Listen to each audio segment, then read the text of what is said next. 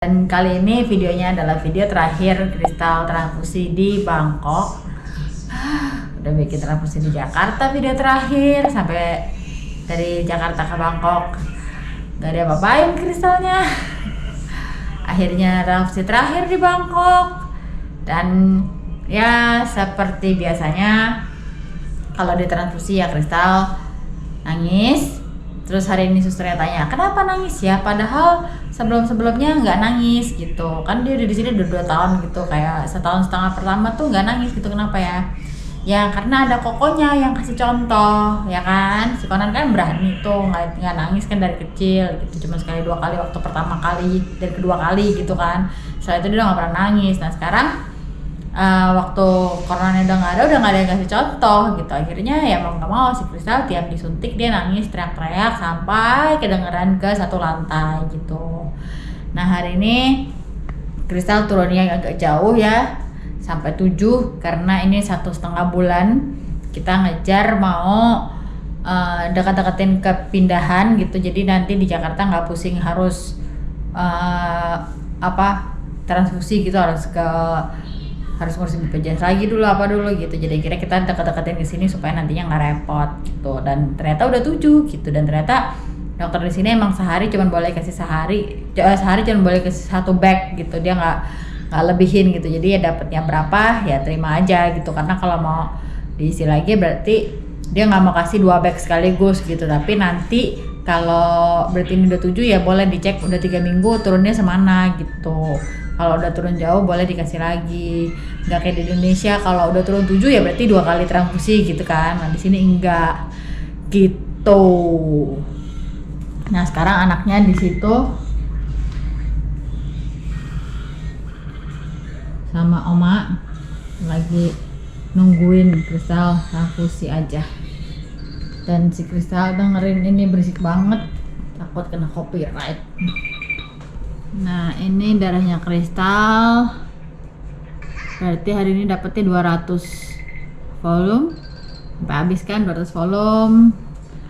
Berarti kalau 200 volume itu nggak cukup, harusnya nggak sampai 12 karena standar HB nya 12, berarti nanti bisa dihitung, berarti harusnya nggak sampai 12, berarti Kristal harus transfusi lebih cepat, harusnya gitu kalau menurut perhitungan yang biasanya gitu. Dan hari ini juga karena terakhir di sini, tadi oma minta ngecek karena dia udah sakit kepala berapa bulan yang lalu, dan berapa bulan yang lalu sakit kepalanya sering, tapi dia bilangnya kencang gitu. Nah aku punya teman-teman yang sempat begitu juga, dan mereka kebanyakan laporannya adalah kolesterol gitu kan, karena kolesterol tinggi jadi leher kepala kenceng gitu. Misalnya habis makan kambing jadi leher kenceng kayak gitu-gitulah, ada teman-teman yang kayak gitu. Jadi ternyata aku coba bilangin sama siapa tahu kolesterol coba dikurangin, makan ininya makan itunya gitu. Terus menurut Oma mendingan tapi belum sembuh gitu. Akhirnya karena tadinya sering, terus setelah dikurangin makan makanan yang mengandung kolesterolnya itu, akhirnya kata Oma seminggu sekali atau 2 minggu sekali tetap sakit kepala gitu. Nah akhirnya tadi reksa deh gitu, karena kemarin waktu habis suntik vaksin yang pertama Oma sakit kepala lagi gitu, dan sakitnya sama. Jadi akhirnya mutusin untuk periksa dulu deh sebelum pulang. Nah tadi setelah periksa, dokter di sini bilangnya takutnya ada saraf kepalanya yang kejepit kalau sakit kepala begitu, karena kan nggak ada di bagian lain. Tapi kalau mau dicek mesti MRI gitu. Tapi biasanya mereka pun cek MRI kalau udah sakit kepalanya tuh sampai muntah-muntah gitu, atau sakit kepalanya sampai apa gitu. Terus kan hasilnya nggak langsung keluar juga, jadi nanti aja deh kita pikir cari rujukan di Indo deh. Di sini minta rujukan terus tindak lanjutin di Indo aja, pikiran gitu. Nah kalau menurut dokternya hal utama yang perlu dilakukan adalah dikasih obat buat sarafnya kalau memang ternyata sarafnya sakit, sama dikasih vitamin B kata gitu. Itu yang dia kasih. Terus saran utamanya adalah kurangin main handphone. Ternyata handphone ngaruh kalau udah tua. Gak boleh main handphone kelamaan. Jadi handphonenya suruh kurangin. Gitu. Nah jadi kalau misalnya nanti sakit lagi di Jakarta baru di MRI. Gitu ceritanya. Udah sih hari ini di transfusi terakhir kita hanya melakukan itu saja, dan sekarang kita lagi nunggu kristal selesai dan nanti abis ini kita pulang.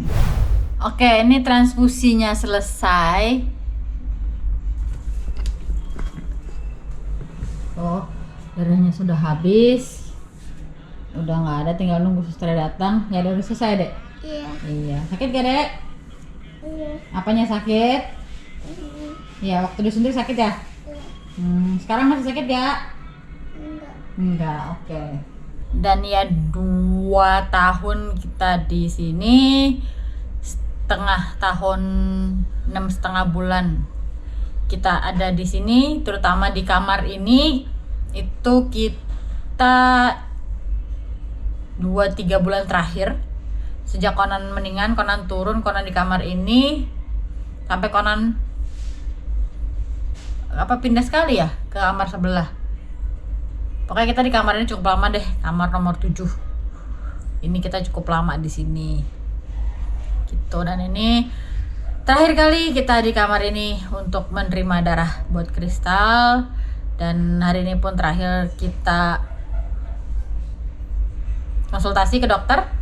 Besok kita masih datang buat PCR, dan hari Senin ini kita datang untuk ambil hasil dan ambil surat medis buat kristal gitu. Dan ya mau nggak mau harus move on, mau nggak mau harus ya harus bergerak lah dari sini, meskipun tidak sesuai sama sekali, tidak sama seperti yang udah susternya udah ntar tunggu datang ngambil ya. Iya. Ya, meskipun sama sekali tidak sesuai dan tidak pernah dibayangkan sama sekali kalau akhirnya bakal seperti ini, tapi ternyata akhirnya seperti ini. Dan ya kita tunggu aja ke depannya harus gimana dan mau gimana. Karena setelah kejadian ini aku sendiri pribadi, dan nggak tahu Andrea, aku sendiri pribadi udah tidak merencanakan masa depan gitu. Hanya berusaha berjalan bersamaan dengan waktu yang ada gitu. Udah nggak ada sih namanya rencana ke depan mau ngapain, apalagi jarak jauh gitu, tidak ada gitu. Jadi ya udah, sekarang lagi nunggu kristal dicabut sama bayar deh, kita pulang. Yap, pengalaman kehilangan Conan itu mengubah banyak hal dalam hidup dan pemikiran gue. Hal yang paling berasa di gue itu, buat gue ya, hidup tuh menjadi rasanya lebih hambar, lebih tasteless. Dan gue jadi gak terlalu excited lagi dalam hidup. Gue jadi sadar kalau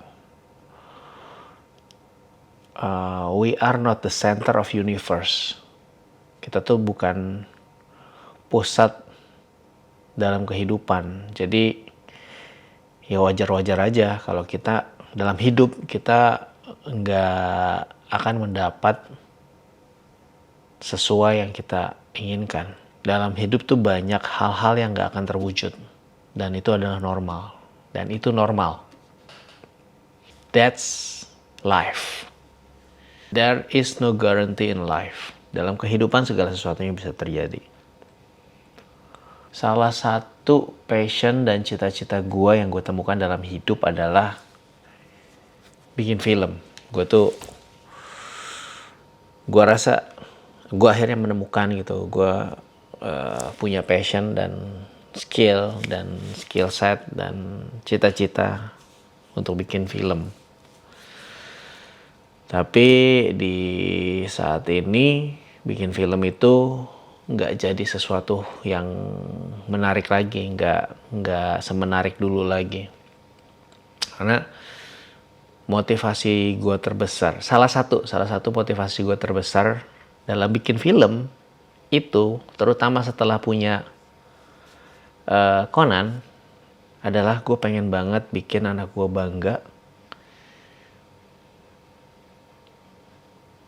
buat dia bisa sombong sama teman-temannya kalau bokapnya punya karya yang dikenal orang, yang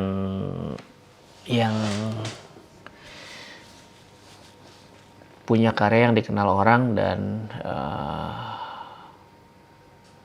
menginfluence banyak hal.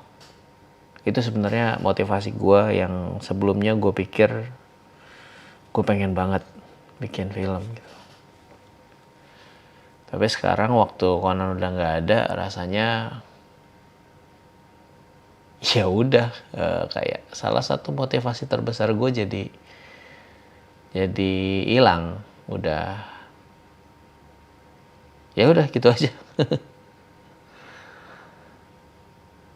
Ya gue masih punya kristal, tapi seperti gue bilang, there is no guarantee in life, ya kan? Gue sama Michelle pasti masih akan berusaha yang terbaik yang bisa kita lakukan buat kristal, tapi ya mungkin jalaninnya ya step by step aja. Nggak seperti dulu lagi, mungkin nggak akan, gue nggak yakin gue akan berpikir terlalu jauh ke depan dan membayangkan bisa terjadi sesuai rencana gue. Bahkan mungkin saat ini gue sudah prepare everything for the worst, setidaknya dalam hati gue.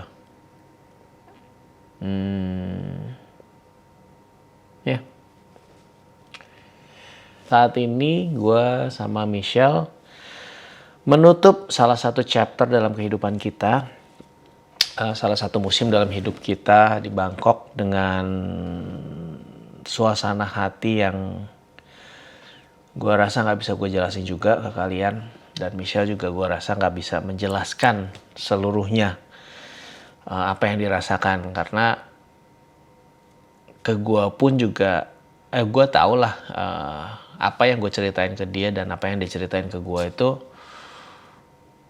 nggak 100% bisa menggambarkan gitu loh. Ada perasaan-perasaan yang cuma bisa kita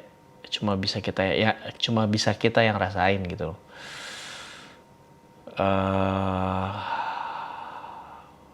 Dan gue rasa kita berdua sudah menjadi orang yang berbeda daripada saat kita pergi ke Bangkok 2 tahun lalu, 2019. Gak tahu jadi lebih baik atau lebih buruk.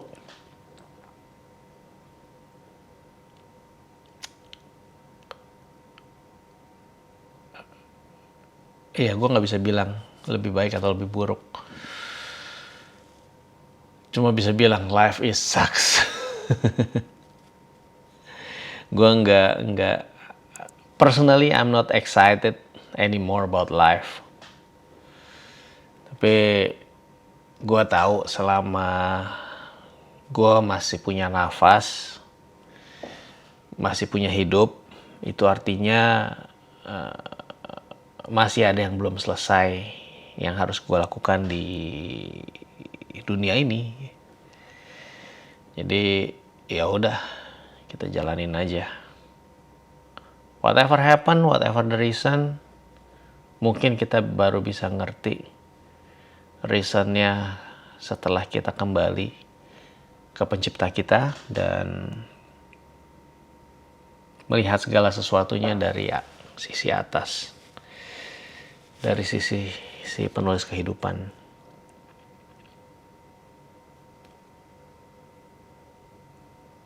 Ya udah. That's life. Oh ya, sama satu lagi tadi waktu gue bilang, yes, we are not the center of universe. Gue jadi realize satu hal, maksudnya apa yang kita alamin semua, yang gue sama Michelle alamin ya kita nggak sendirian, banyak juga orang tua yang kehilangan anaknya,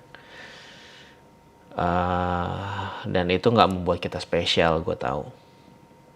So yes, nikmatin saja dan jalanin aja. Life is full of mystery. Okay, we are leaving now.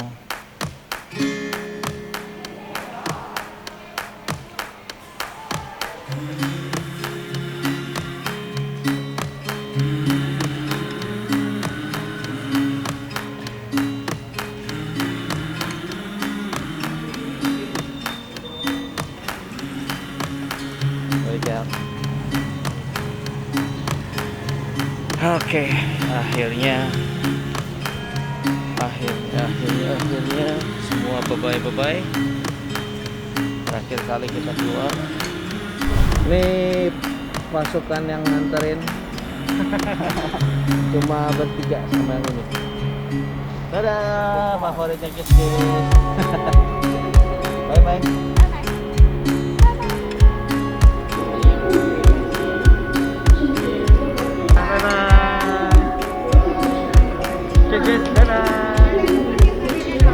Selamat.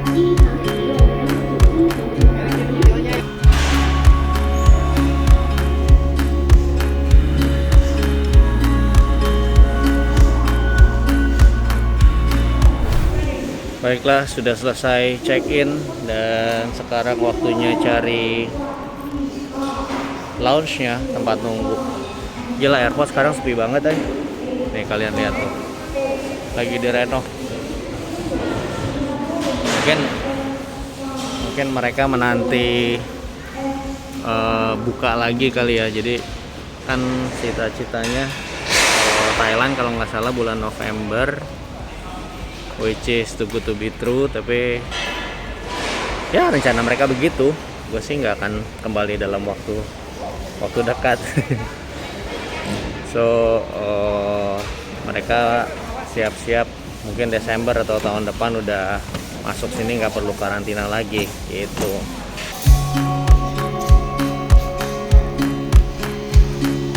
Mana?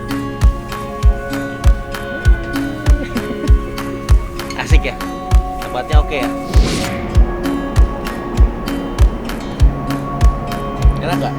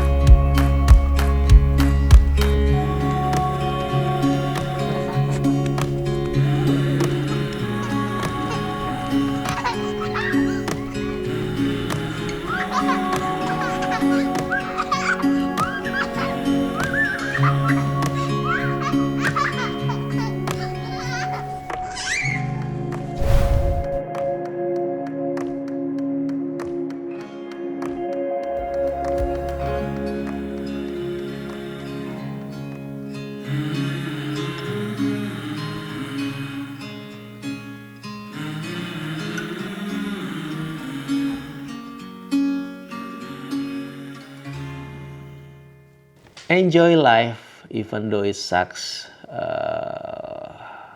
For some reason, gue masih percaya kalau Tuhan itu ada. Dan for some reason, gue percaya Tuhan itu bertanggung jawab atas hidup kita. But we are not VIP. We are not VIP.